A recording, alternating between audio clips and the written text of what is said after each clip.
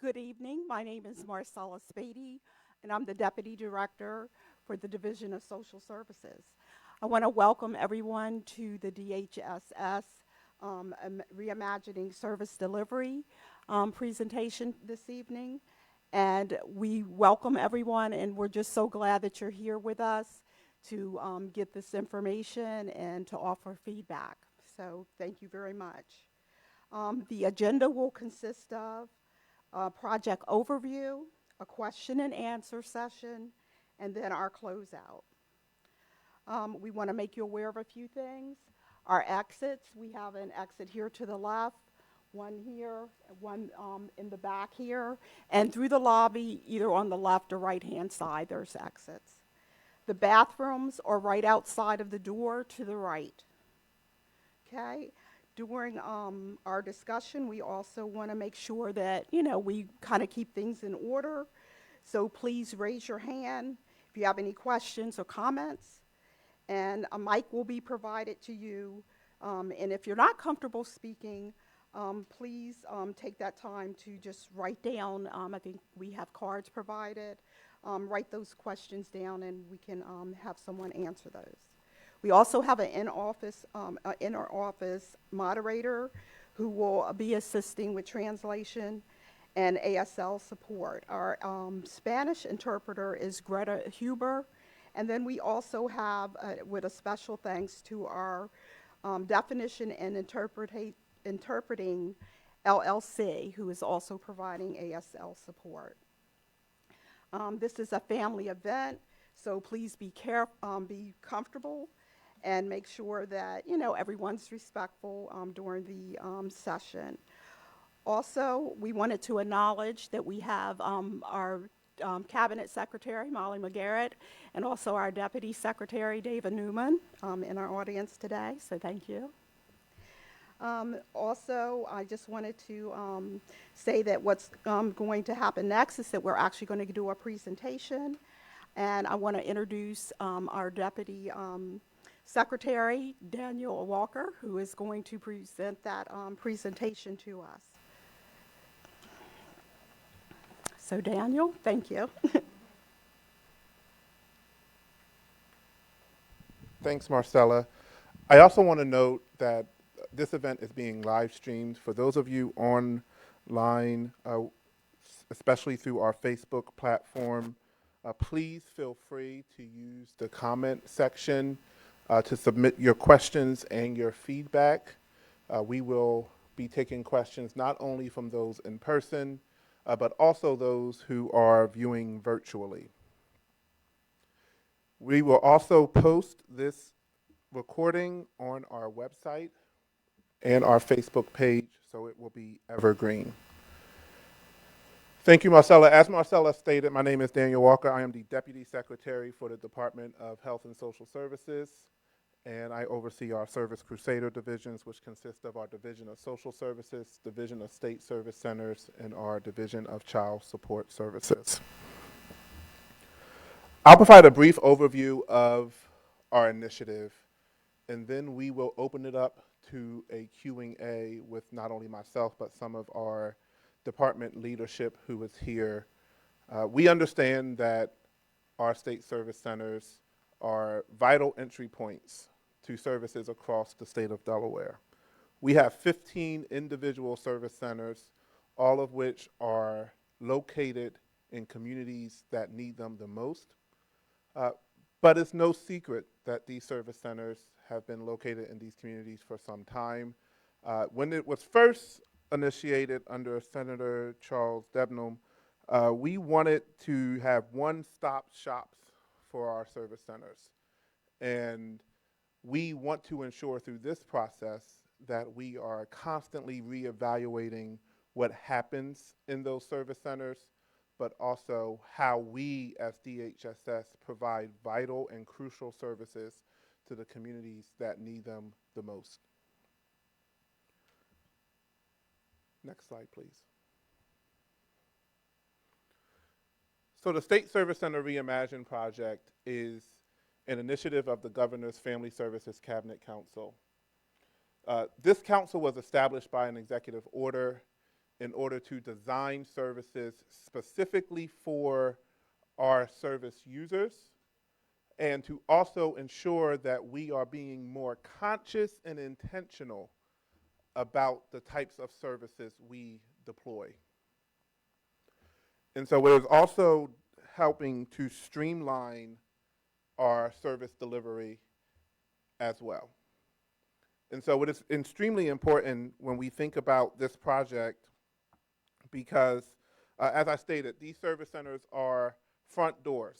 They are the entry point that a lot of individuals use to engage with the Department of Health and Services.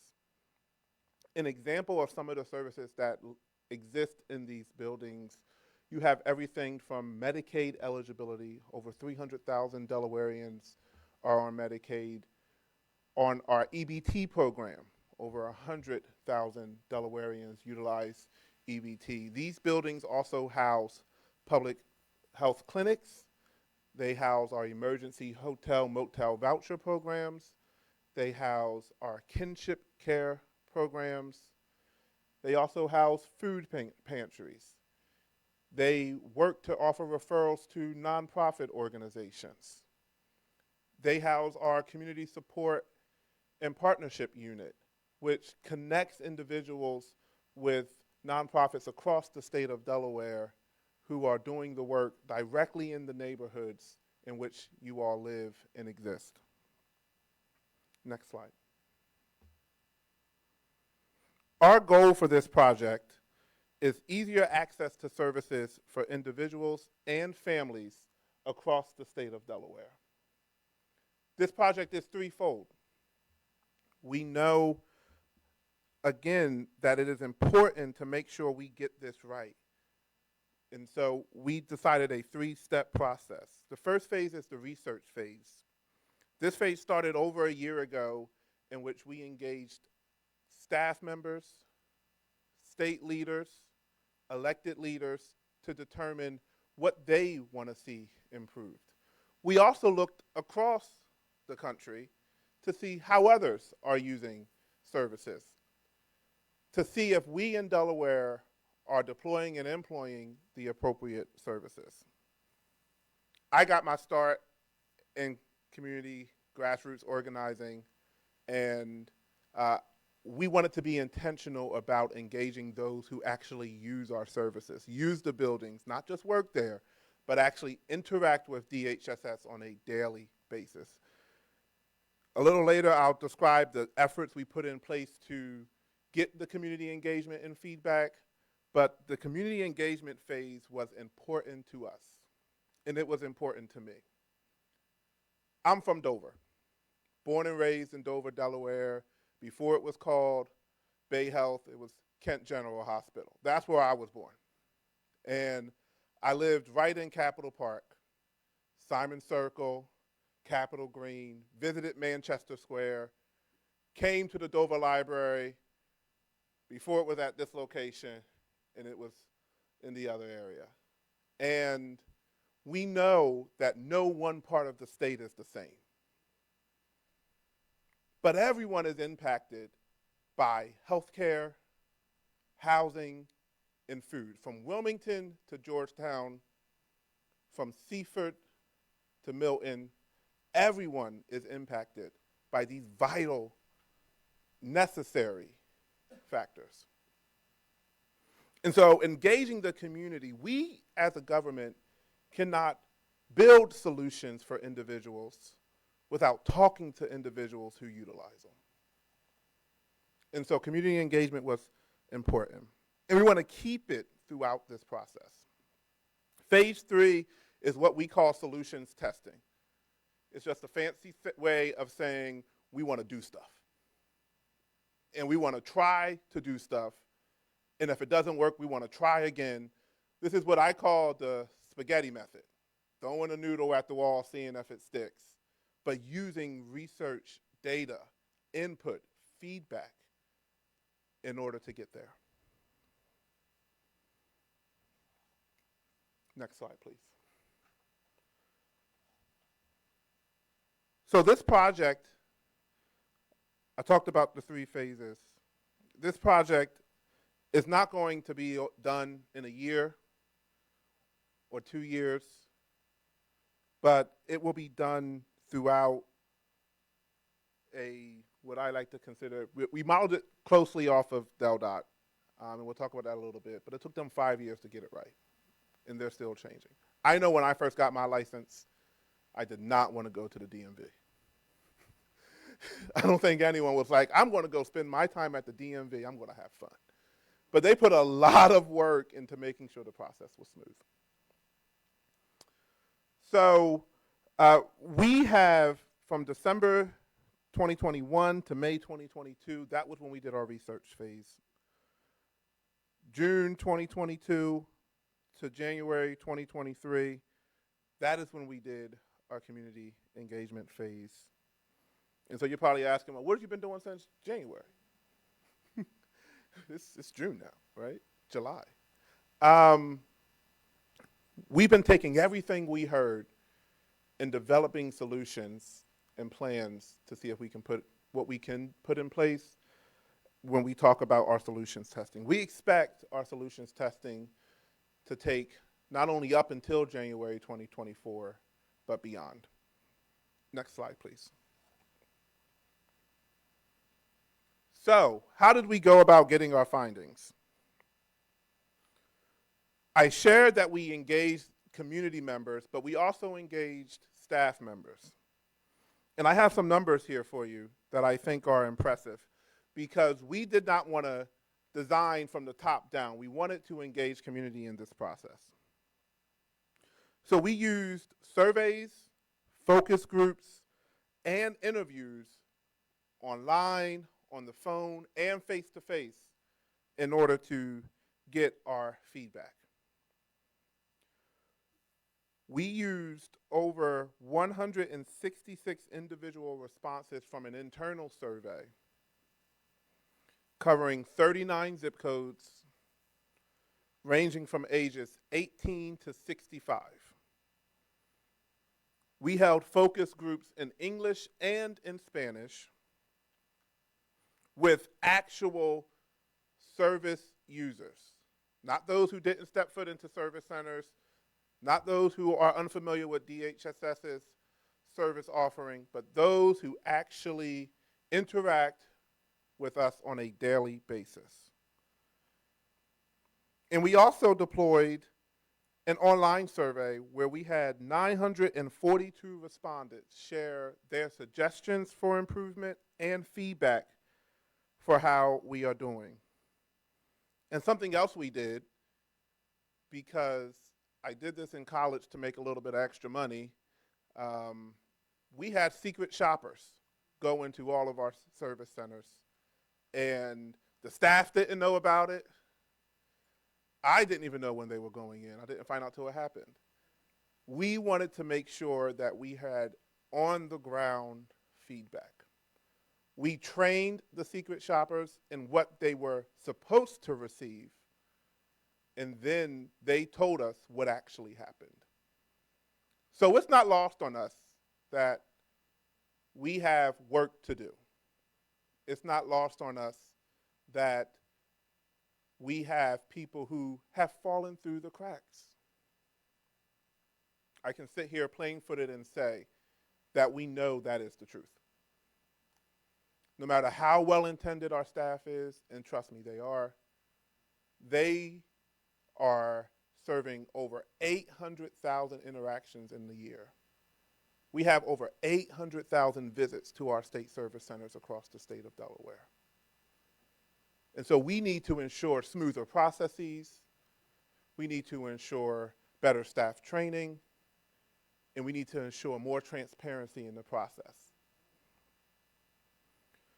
So we found all of that, and it came into 5 focus areas. 5 areas that we say we want to focus on improving over the course of this work. Area 1 is our client service delivery. How we deliver services to the clients. We want to focus on our employees. They are our frontline workers. They are the individuals people interact with. They're the individuals you all interact with when you come into our buildings. And guess what? They deserve our best support as department leadership so that they can do their best at supporting you. Technology. It's a little outdated, right? One of my first jobs was down in Carroll's Corner, thanks to Jobs for Delaware graduates. I was a tech assistant, and the phones I answered at 18 years old are the same phones some of our staff are answering now. It's a little outdated. It's all right. We recognize that. Facilities. You deserve to walk into clean, pristine, updated, modern facilities. Clearly labeled, clearly understood what you're going to receive. And guess what? Our staff deserves to work in clean, modern, updated facilities. There's one facility I will not name that I saw the paint color and I was like, ooh. But don't worry, we got you. We got you. And meeting involving client needs. This is one of the most important. We know that the services you need this year were different than the services you needed last year, different than the services you needed in 2020, because what happened in 2020? And then we know it's going to be different than the services you need next year. We want to constantly be able to meet those needs and evolve. So, what are some of the findings? I said a little bit of it. But services are difficult to navigate for users and for staff. We have dozens of programs. And it's our staff's responsibility to stay aware and knowledgeable about all those programs. Services are not easily accessible. And these are services you all are rightfully entitled to. We should make it easier to access these services. And we plan to. Employees. We need to improve our customer service and our knowledge. And what we also know is that the service is inconsistent from service center to service center. As we like to say it, when you visit one state service center, you visit one state service center. Technology. We put it in our budget request. The governor funded it. Our website at DHSS is outdated. It's not up to date with current service offerings. I work here, and I can navigate our website by using Dr. Google. Right? And so we know that we have work to do there. We also know that our check-in process is confusing and convoluted. And it's been noted. When people come in, some service centers you write on paper. Some service centers you take a name. Some service centers you go up to the person behind the desk and they write it down for you. It's different. There should be one uniform process, one experience when you walk into our service centers. I talked about outdated facilities. But also, the other thing that's important is privacy. When you walk into our service centers, and this is what we've heard from clients when they're asked questions about their experience over and over and over again. We're in Delaware. I see people I've known in high school at the local Wawa, go to ShopRite, Walmart. I see them everywhere, right? And it's no different in our service center. But you're telling your stories in places where people may overhear. But not only that, reliving very traumatic events over and over and over again. We have to do better. And then meeting evolving client needs. They are not the same year over year. People experience different things. And oftentimes, people have no clue about how we at DHSS can assist them. We have to do better. Next slide, please. So we have some improvements. I said all that to say we have some improvements, don't worry. We have some good things. We want to improve our process, make sure there's a standardized process at every state service center. And our division leadership, our department leadership knows this needs to happen for a better experience for you all who utilize them. We want to have an easier intake process. As someone who's utilized Medicaid and food stamps, saw my parents fill out the forms, seems they get longer and longer. And they ask for the same information over and over and over again. I'm going to get some head nods. I feel like I'm getting the amen section. We have to change, and we plan on changing our intake process, our application process, one that is more user-friendly. Now, I'm not going to sit up here and say we can do it all in one day or that it's going to be an easy undertaking because Big Brother's always watching, the federal government. But we are committed to making sure we navigate that process so that it's easy for our service users as well as our staff to navigate. This is both and, right? A cleaner process for staff is a cleaner process for our service users. If service users understand what they're entitled to and what to ask for, they can help guide our staff in assisting them. It's a both and approach. We both benefit. We want to train our employees in trauma-informed care. We want to ensure that we ramp up that training. So when we're talking to people who go through something very dramatic, no one wants to come in and say, I can't feed my children. I need help covering my electric bill or we're going to be out on the street. That is traumatic. I sat and listened to those conversations when I was a child. And my parents never said it with a smile on their face. And so our staff, we want them to be able to react in a way that is understanding and compassionate. We want to create a better onboarding process for staff. Training is key. Training is important. Training is crucial. If you know what to do and you know how to do it, you can do it. Technology. We want to create an electronic check-in system. This is something that I love as someone who loves data. I love electronic check-in systems, but I also have went to a lot of doctor's offices lately, and it's so easy now, right on your phone. They have a QR code. I mean, DMV, you can check in from the parking lot. That's pretty cool, right? And so we want to utilize systems that are already in place across the state in order to do that. We've already begun to update our televisions in our lobbies that is sharing information in both English and in Spanish, and we're going to be looking at rolling out additional languages because guess what? Everyone who comes to our service center doesn't speak only English and Spanish. We have Haitian Creole, we have Mandarin. It's important that we are talking to people in languages that they understand. And again, making sure we have updated technology, because I think I did say it was old. Our facilities, we want to update our lobbies and our furnitures. We want to make sure they are ADA compliant and accessible.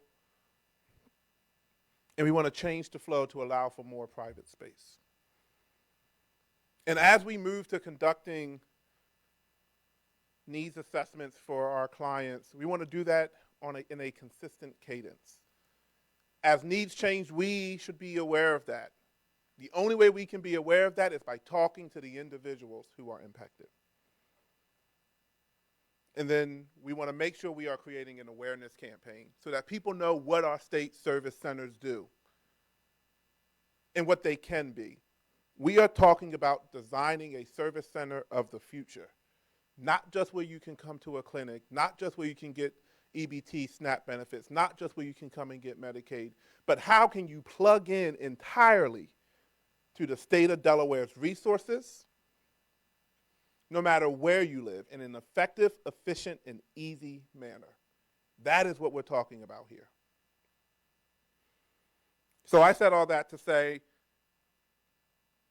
why does this matter to you? Why did I ask you to come here and listen to this? Can we go to the next slide, please?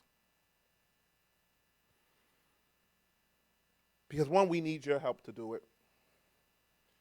And two, there are a few things you need to know. One, we have 5 focus areas, just to reiterate. We have client service delivery. We're focusing on our employees, looking at technology, looking at our facilities, and that crucial 5th one, meeting evolving client needs, making sure we are staying up to date.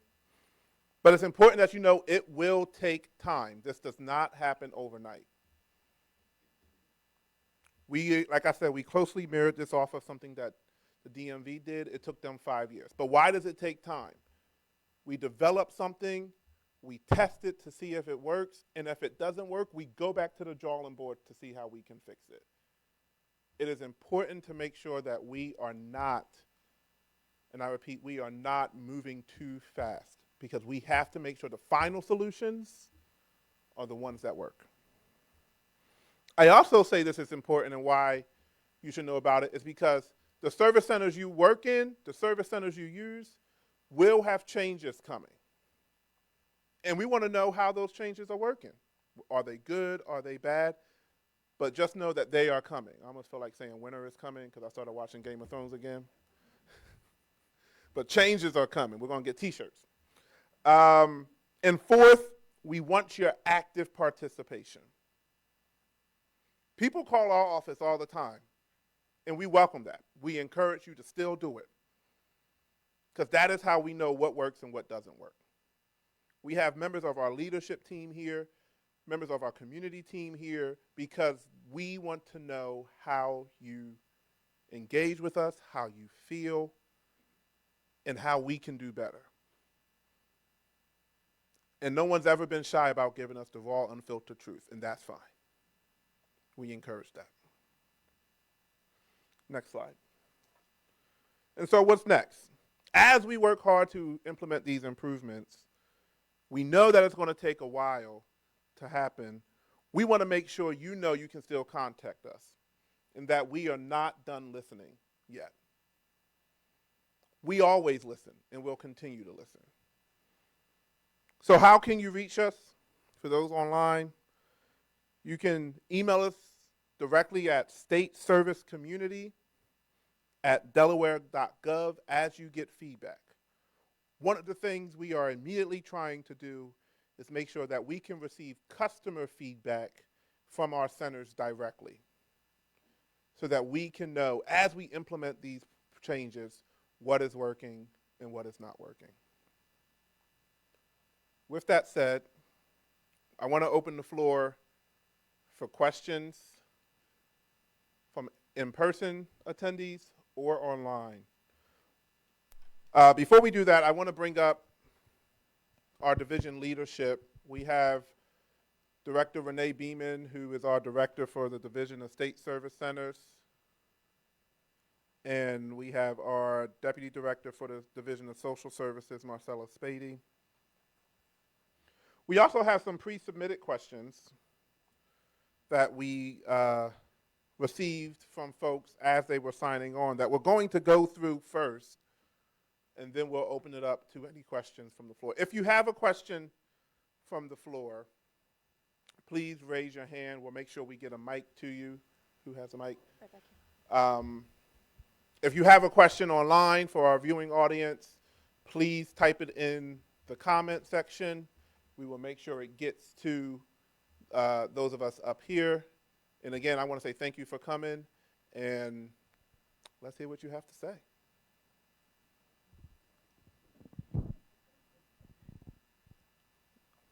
But I'm not done. All right, so this is the part where I get to sit down, I think.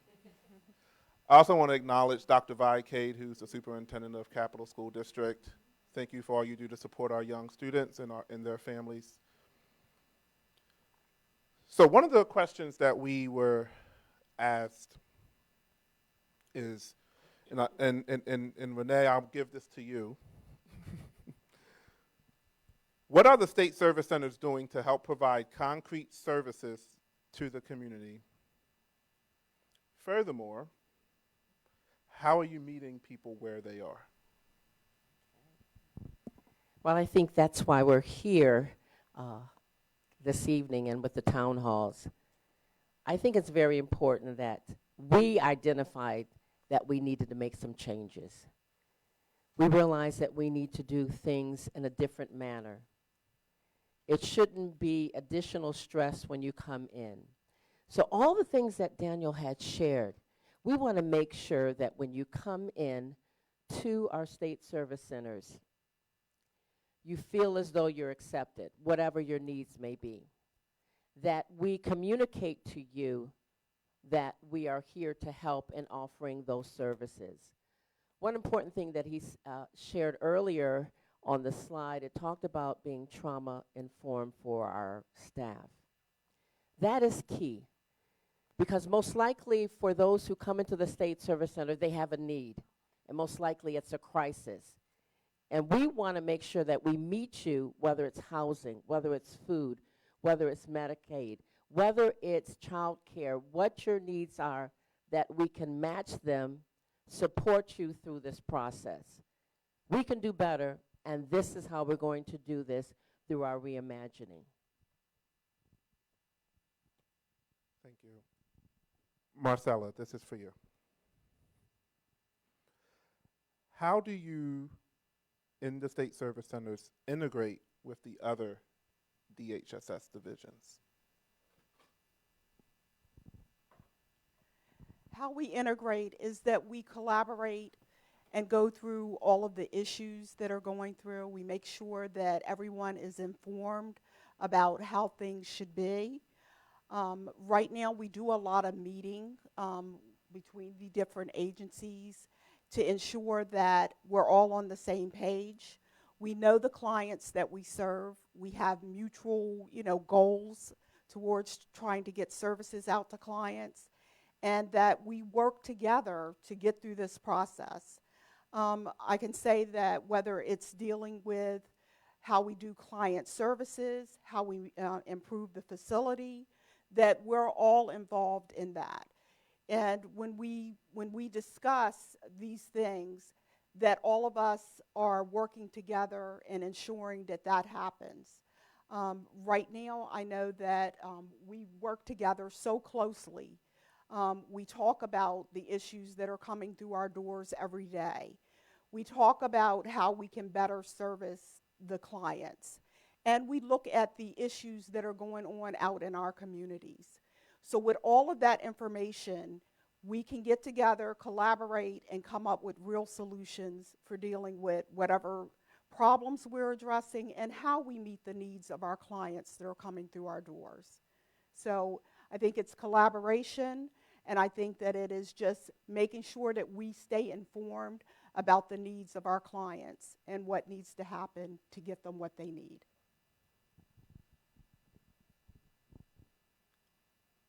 I have one more, and then I'll open it up to the floor for questions. So I see some minds thinking.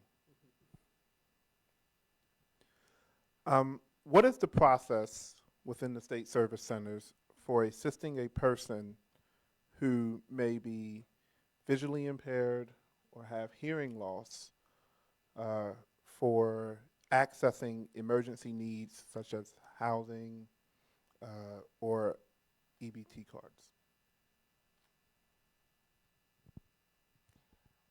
Some of the processes that we have are very limited, and it goes back to what Marcella was saying about the collaboration. Through our division of visually impaired, we can easily call them and share that we have someone who is in need of Braille. We don't have all of our materials available on site, as well as our languages, something that we are working on, and we're learning from the community of that need. Also, what we want to do is to continue to have the ADA be at the top tier of that, making sure that all of our buildings are accessible. Whether the need is visual, whether it's mobility, whether it's hearing loss, we have to make sure that we provide that communication. Because if there's a break in that communication, the assessment and the needs, and we won't be able to fulfill them. So what we're looking at with this reimagine, what can we bring in? or what can we have that can be easily accessible so it can reduce the stress of someone coming in thinking that they won't be able to communicate properly with us. So that's, again, what we're trying to do is bring about the assessment, the needs, so when someone comes in, we can meet them at that level. With EBT, I'm not sure if you want to share what we would do, or that would be the same thing. That's true also with the EBT services. We meet constantly trying to improve those services, making sure that clients, when they come in, they can get those cards as soon as possible, making sure that our processes are easy. For example, if a person comes in and they get emergency food benefits, that they can pick up that card within 24 hours and be able to, access their food benefits. We also are doing a lot with making sure that when they come in that we are able, sometimes they don't have an ID or those types of issues, that we work through those types of situations so that they can still get those services as soon as possible. Also with the EBT, we want to make sure that when there's issues with their card and they're calling our 800 number, that those the customer service through that is done properly, and that client is able to reach who they need to reach and get their services taken care of. So we're doing a lot with that and improving it, and I think that will really go a long ways with our clients. One of the things, and since I have the mic, I get the privilege of answering any question I pose.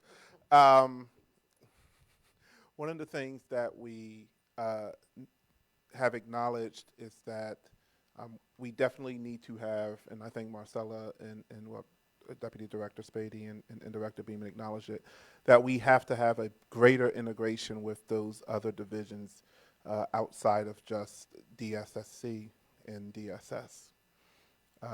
Individuals come in what we call with multiple barriers to access, whether it's language, whether it's hearing, whether it's being able to see. My mother is visually impaired, so she's also someone who doesn't mind speaking up for what she believes she is entitled to, and we appreciate that. Right, we have standards, and this is me saying we have standards that we are supposed to follow, implied and imposed on us from our federal partners and as well as our state partners. And if you ever feel like you're not getting access and we're not meeting those standards, there are channels and ways that you can get it up to our offices, as well as our customer relations team and our constituent relations team, who do wonderful work in making sure that they are your advocates, making sure that we hold true to our promise to deliver those services. And so, yes, we understand that sometimes we fall short, and we are working on them, as my colleagues have said. But at the end of the day, you still need help and you still need services. And so we say, don't be afraid to pick up the phone. Don't be afraid to walk in. We welcome it. Do we have any questions from the audience or any questions online? We'll wait till she gets the mic over to you. Good evening. First of all, I want to say thank you for having this. My question is, I have a friend who's 86 years old. She has a handicapped daughter, and she is only getting $60 in food stamps. She's not computer literate, so it's kind of hard for her to get to the office to talk to someone. They're saying, oh, well, you got to increase because you're on Social Security. No, she has a mortgage. She has different bills, and it's also for me too. My thing is, because we got a little increase, now we are not able to get food stamps. And that's not fair when you have girls out here getting $1,200, $1,300, $1,400 because they got 8 and 9 kids. And that's not fair, especially when they're able to work and we're disabled. We cannot work. So something needs to change. And like I said, for her, she's in her 80s. What can she do with $60? Nothing. So I don't know. Can I get some answers? Hopefully it will change, but she needs help. No, I appreciate it, and thank you. And I don't. So when we talk about programs that offer assistance, and any sort of program that offers assistance, first of all, I want to say we in our roles and people who work within our department should not ever dismiss someone's situation or feeling. So I'm sorry that happened.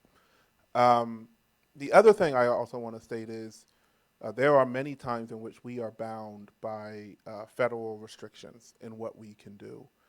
And the SNAP program is one of those programs by which we are bound by federal restrictions.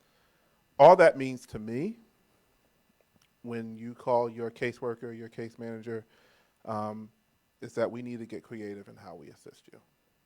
Connecting you with the right benefits, connecting you with our partners in throughout the state. We have a lot of nonprofit partners who do this work, who provide those what we consider gap services that we may not be able to provide.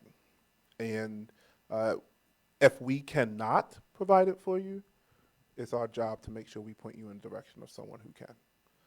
And so please, before you leave, please make sure you provide your information and we can follow up with you and your friend accordingly. Also, one of the things that we can look at in that particular situation to see if there's deductions that could help, the person get more benefits. So that's something that when we get your information, we can take a look at that. So we are bound to certain rules, but there are certain deductions. Like there might be, like if the person is paying additional medical expenses and those types of things. So we need to look and see, is there another way that, you might be able to get additional deductions that will help assist with more benefits. I think as well, just before the answer, I think as well, we want to create almost a lifeline so that your friend doesn't have to be all alone, that maybe there's a number or someone that she can call and not sit in this state of just having the $60 and struggling. That really is what we want to do, to be able to help. Obviously, she needs some help. And having that creativity is going to be real important for us to figure out how we can help her. And that's what we're trying to do. Right behind you. Thank you. Hi, my name's Amy Yarnell, and I actually serve the United Methodist Church across the street. And this is my 13th year in our community. So I have a fair bit of experience, along with Janine and others, of trying to serve people in need in our community.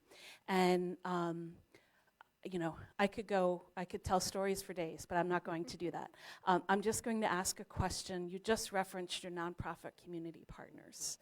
And I will just say broadly, over more than a decade, we have had an increasing struggle of maintaining relationship with social services. And so, the staff person that used to take our call every time we called has been out of that job for several years. We have never been able to secure another contact person. So just on broad strokes, is there conversation and plan about how to make sure that the community partners, because we provide roughly $10,000 a year into the community of people who fall through the cracks, who don't qualify for this or that and need something. We would really like to have that contact improved again. So I'm guessing there's an answer to that. We appreciate you so much. Community resources have been almost the part of the heartbeat of the state service centers, because oftentimes individuals aren't eligible for the programs, and people don't realize we have to do that eligibility aspect. So we would pick up the phone and we would call you and tell you what our needs are. And you are absolutely correct. Just before COVID, we started to see a challenge because we had so many people coming in, and it took away from that relationship that we were building. And COVID just made it absolutely crazy. So part of what we're trying to do is rebuild that relationship. We have 15 state service centers with other agencies within, not just state service centers, social service, DPH. The goal that I want for our administrators, and they want it so badly, is to now go back and reassess. We've lost some of our community resources because of COVID, but we have to have that relationship. So we are working extremely hard, and we're trying to figure out how best to do it. We do have, we're going to reinstitute or make sure that they're happening, and those were our area meetings. We would have meetings at our state service center, our community meetings, where everyone would come in, share their programs, and we would share what's happening in the community, what's going on. We have to make sure that those are happening, and we will, because we need you.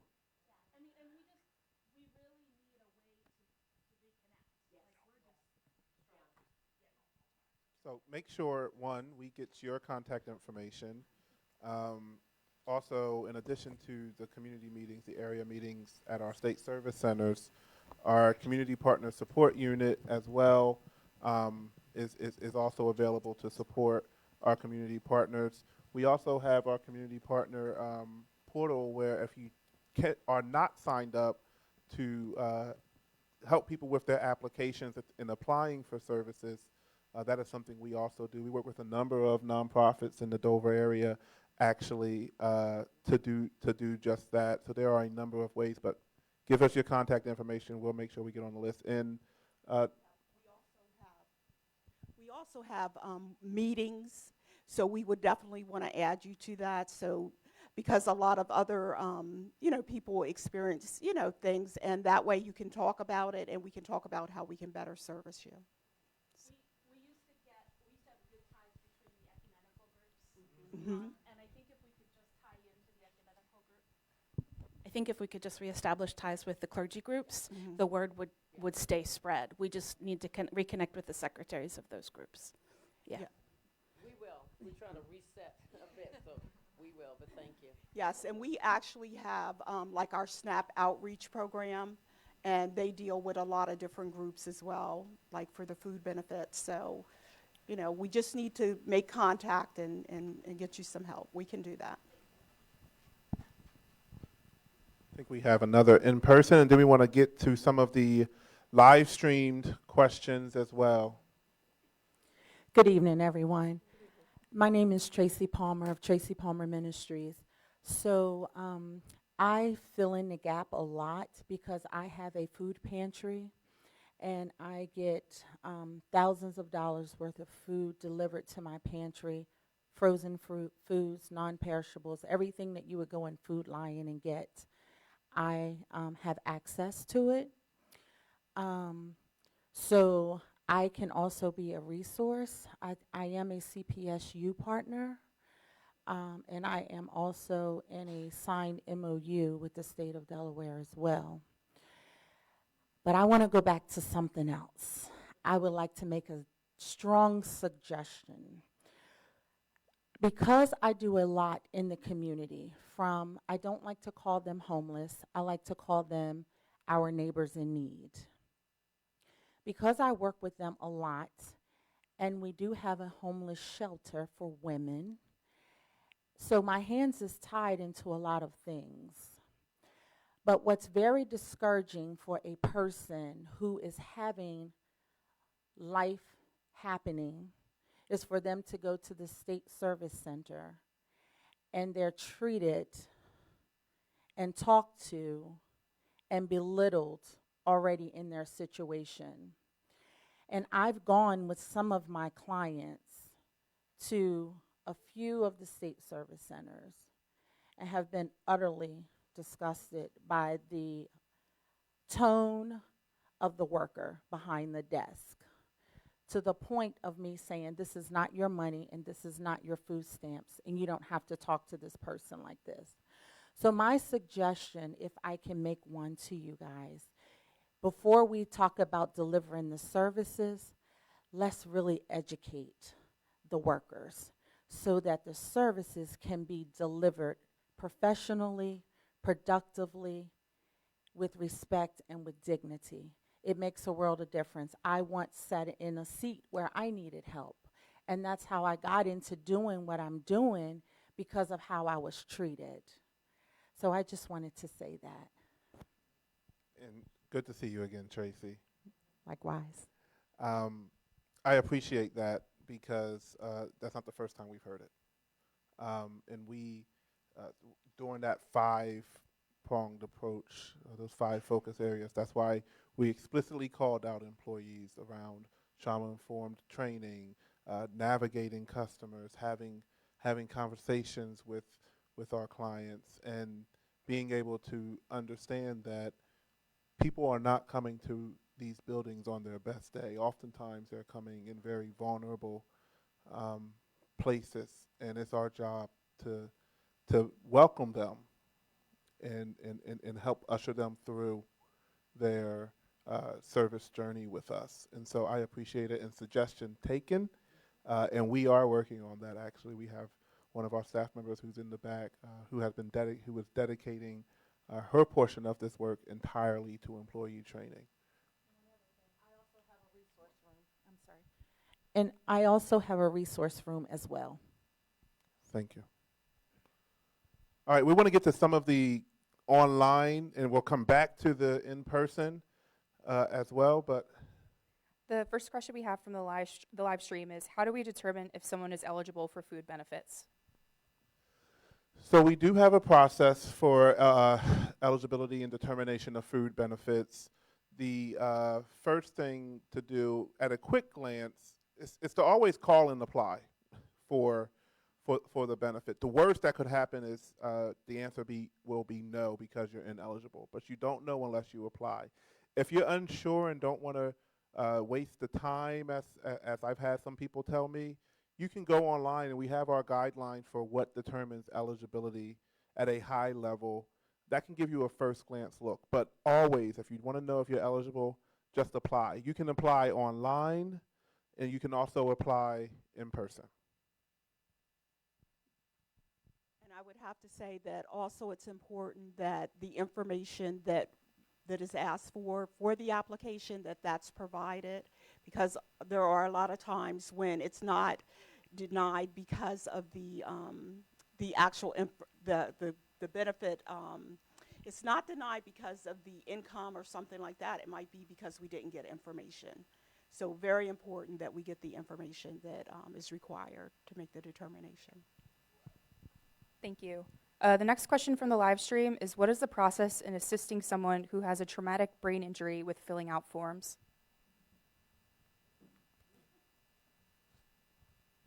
So we never discourage anyone from coming in or calling us, do both. We always ask that if you need assistance filling out our forms, please disclose that you need assistance filling out our forms. Like I said, they can be cumbersome, even for the best user.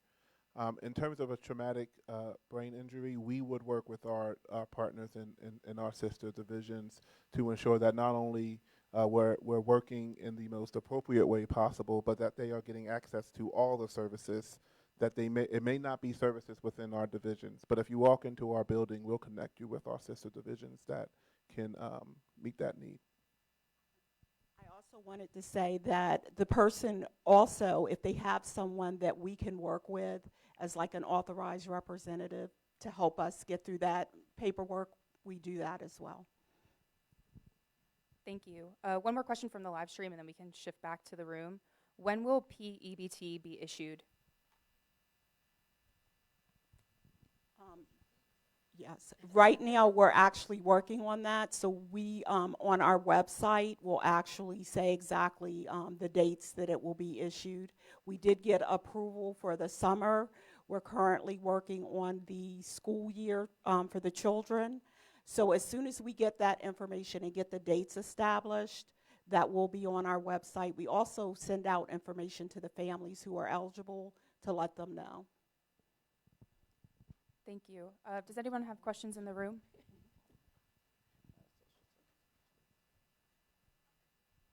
Thank you. Janine Climo with the Dover Interfaith Mission for Housing. Two unrelated questions. First one is, what do you do in a case of someone having insufficient or no documentation? We do work very closely with, if there's information that we can get, whether it's through vital stats, if you don't have paperwork, we do that.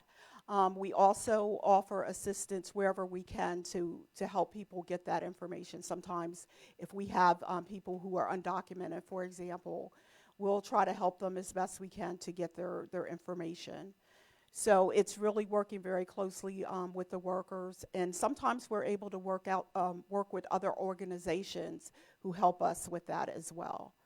But it's something that if we know that you need that help, we will certainly assist you. Okay, thank you. The other unrelated question is, with housing being such a critical issue, what is the agency's efforts to collaborate with the Delaware State Housing Authority? Housing, as we know, we've been doing this for so long. We have not enough housing, inadequate housing, expensive housing.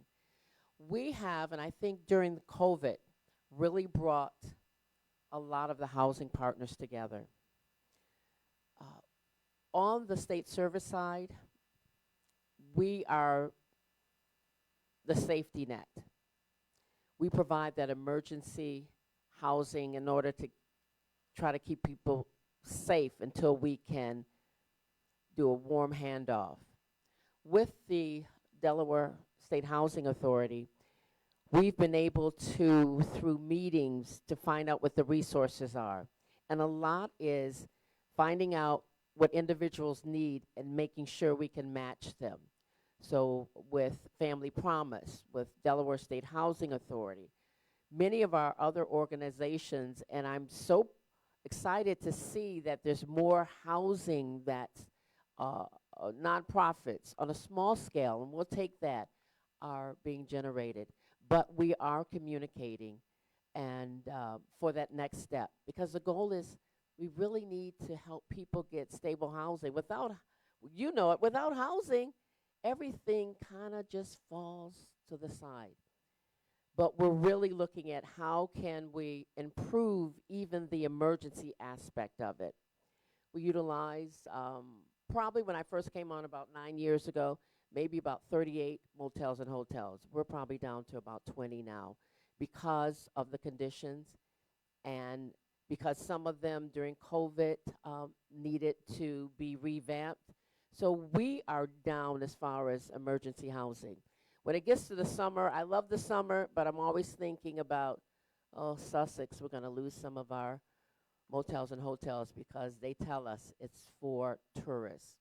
So we have this challenge. I had the opportunity of traveling to Houston with the Deputy Secretary to see what they're doing, and it's kind of sparked with us, we can be more creative. He's working me, telling me we have to be more creative in some of the things we have to do, and the Delaware State Housing Authority is part of that.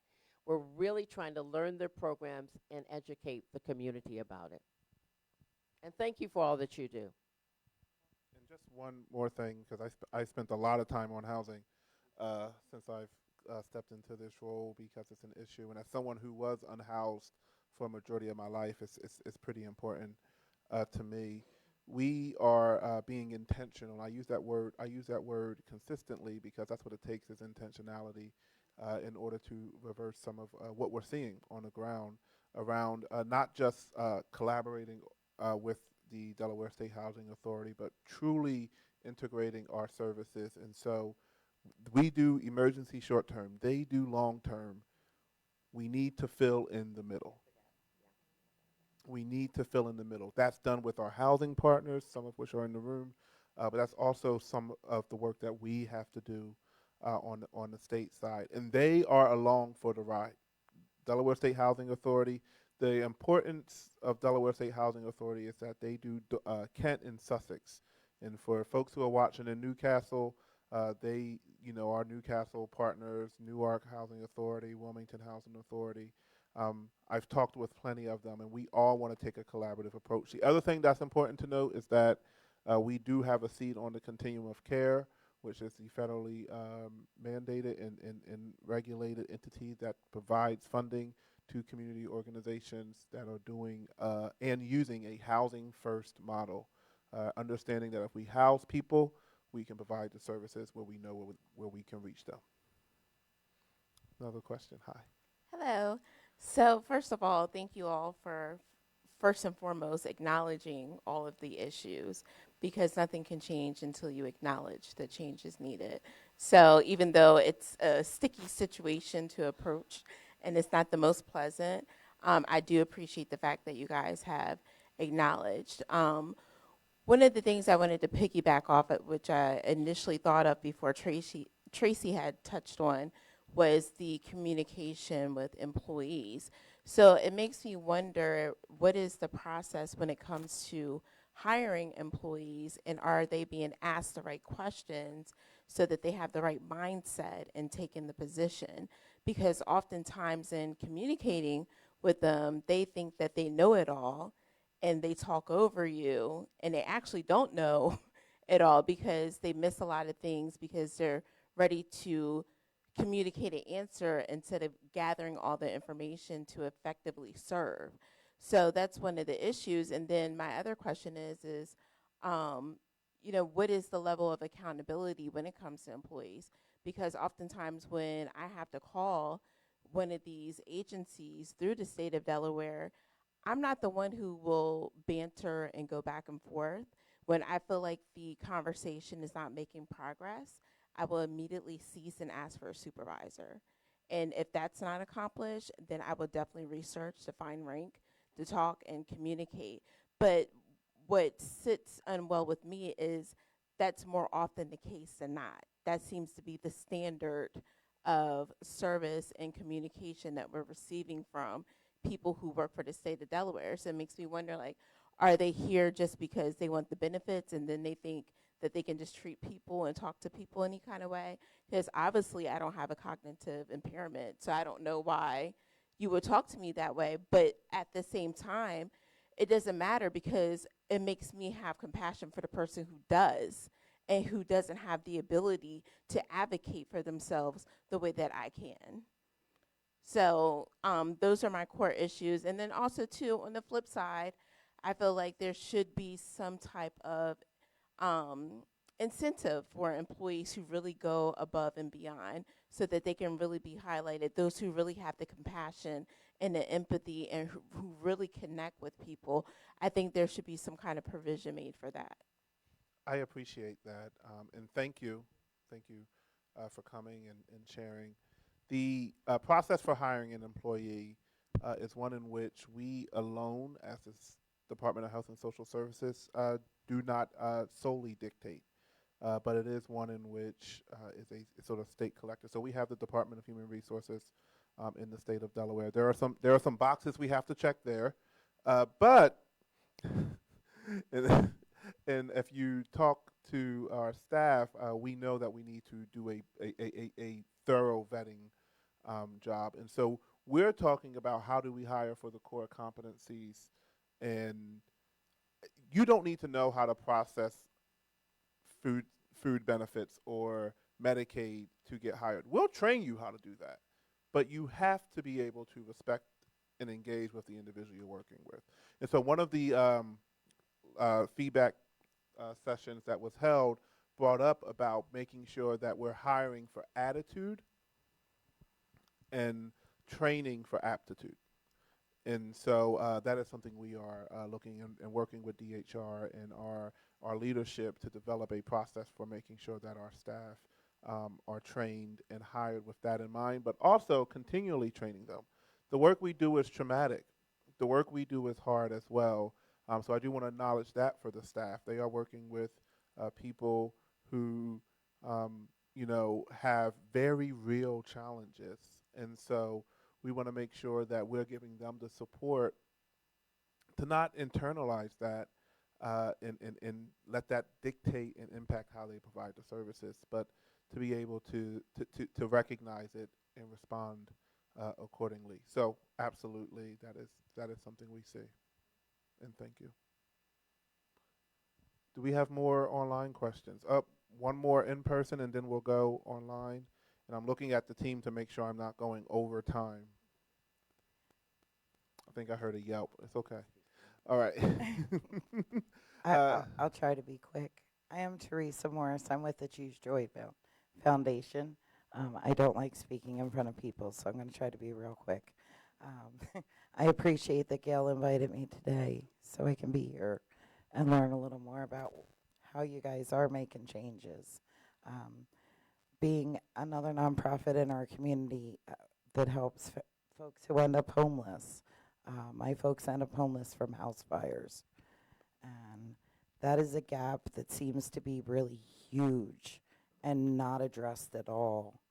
I have a client presently from Sussex. We're working real hard with a real estate agent who volunteers her time to help her obtain a new Section 8 apartment, who is having to pay out of pocket for a motel room because she was only given 2 weeks of help. She's a senior citizen who is on disability, who's raising her 15-year-old grandson. And I guess my question is to you is, how do I help this woman? I strive to not duplicate services, so I refer people to Tracy over here for food. But the housing is a huge issue. And there are so many ways that we end up homeless other than just addiction, but that seems to be the main focus. And when my folks go in and ask for help, they receive the same attitude. They're thrown in a box, and they're not listened to either. So I guess that's my question. How are we going to help those folks who do get dropped, especially with the housing? Yeah, folks falling through the cracks with some of our very strict and stringent requirements is real. It happens.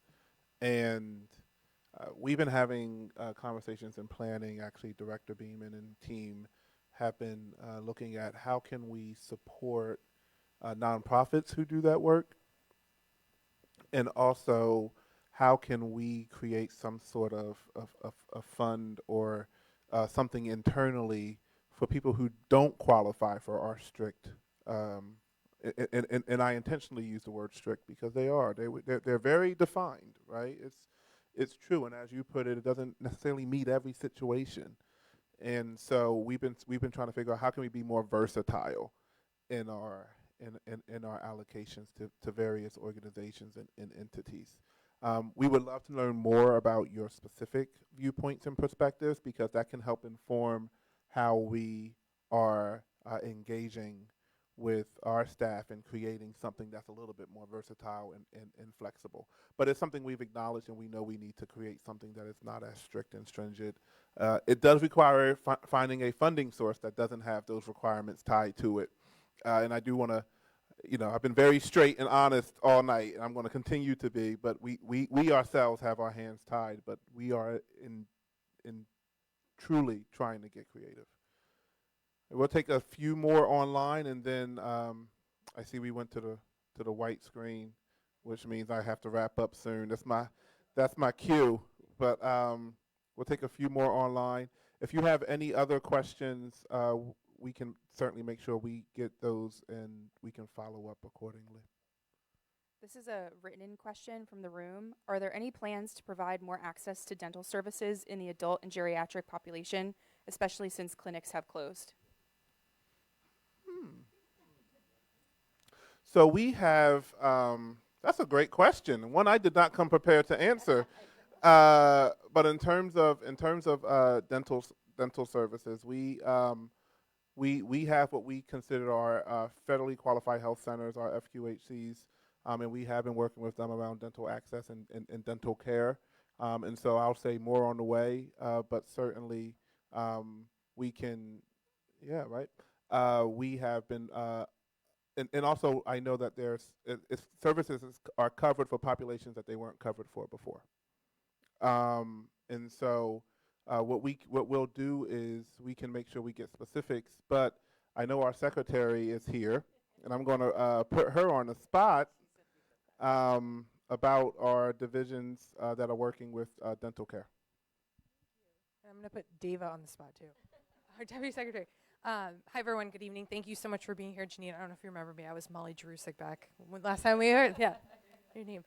So we have actually, during the Carney administration, Medicaid added adult dental services. So that now is a program under Medicaid. We're working with Senator Sarah McBride, who is the main sponsor, to look at the levels. We've heard from people that it's better than nothing, but there's still a lot of, when people have very extensive dental needs, having not had dental care for a while, this benefit isn't meeting the need. So that's something we're actively looking at and working with the legislature.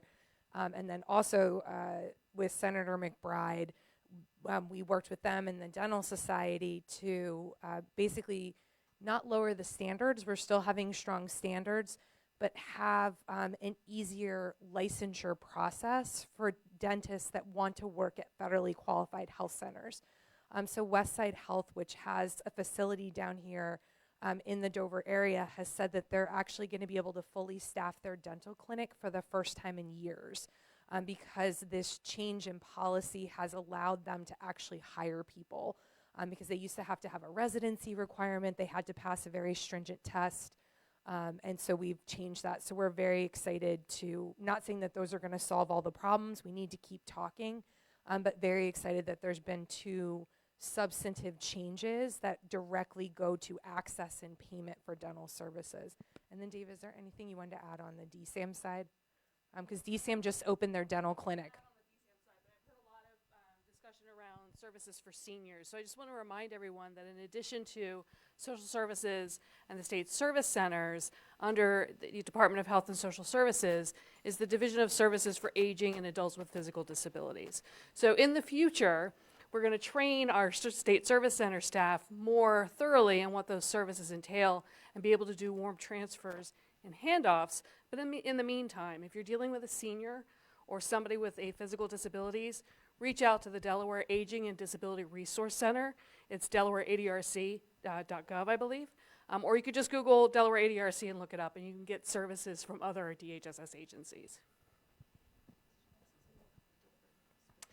Yes, I walked in when you were talking about food benefits for seniors. There are some other food programs available through both Medicaid and non-Medicaid funding. So Meals on Wheels, which is a hot meal delivered 5 days a week, is an option and is available even if you are getting other food benefits. So it's something to consider. One final question from the live stream before we close out. Is there a plan to let applicants know where they are on the waiting list when services aren't available? When you say, okay. So on a waiting list, there's a few different plans. One is understanding where you are in terms of when you apply for a benefit. We have something we're trying to make externally faced now where when you apply, you know where your application is in the process.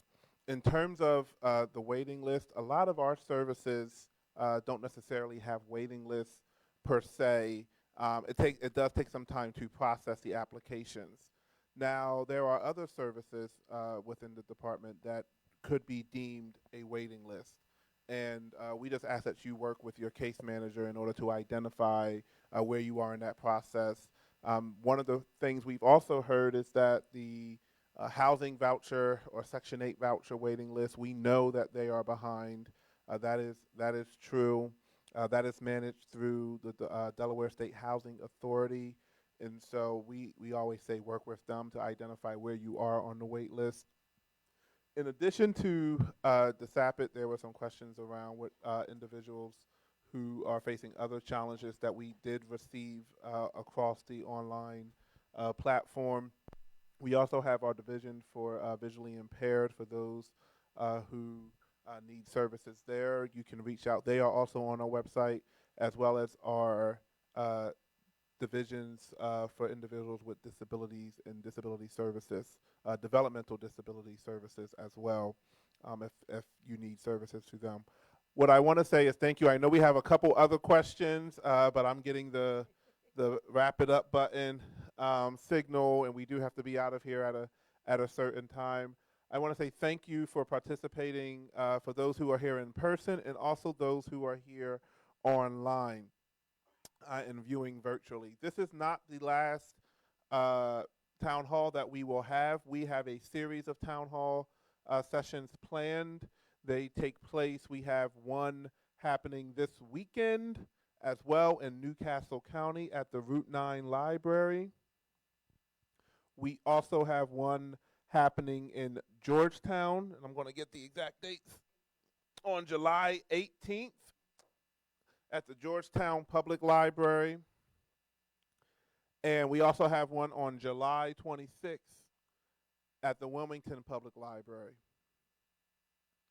There will be a resource fair set up at each event, as well as the ability to ask questions. If you did not get your question asked today or answered today, please follow up with us at stateservicecommunity@delaware.org. Submit your question.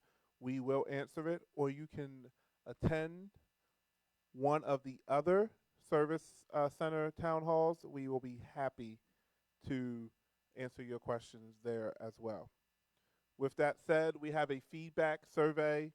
Please, you can scan the QR code. For those online, you can click the link. We want to hear your feedback. As I said, we're not done listening. We want to hear what you have to say. Please keep us in mind as you are going and working and experiencing our state service centers. We want to know what you're experiencing on the ground, and we want to know how we can help. And for our nonprofit partners, we cannot do this work without you. So certainly, thank you, thank you, thank you, thank you. You fill in the gap every day, and we want to make sure we continue to build stronger and closer ties. With that said, everyone have a good night, and we'll be in contact more.